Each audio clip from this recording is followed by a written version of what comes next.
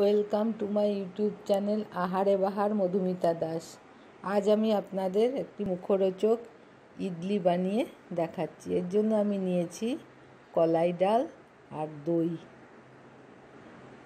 প্রথমে মিক্সিতে আমি কলাই ডালটাকে নিলাম, যেটা আমি আগের দিন রাতে ভিজিয়ে রাখছি, সেটা নিলাম এবং দইটা দিয়ে লবণ দিলাম, দিয়ে সেটাকে আমি একটা ভালো ব্যাটার বানিয়ে নিলাম এবং এটাকে আমি চামচ দিয়ে সমানে মিনিট 15 মতো আমি এটাকে নেড়ে যাচ্ছি।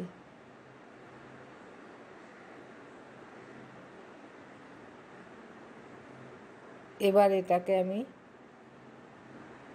ঘন্টা 4 রেখে দিয়েছি ঢাকা দিয়ে। 4 ঘন্টা পরে বার করে নিলাম।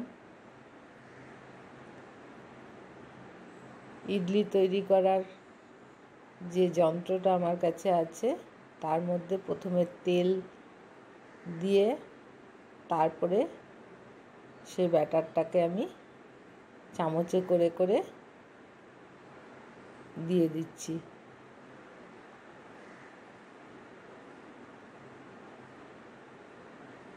এভাবে আমি চামচে করে করে সবগুলো দিয়ে দিলাম। কড়াইয়ে জল বসিয়ে উতলালাম এবং তার মধ্যে এটা বসিয়ে দিলাম।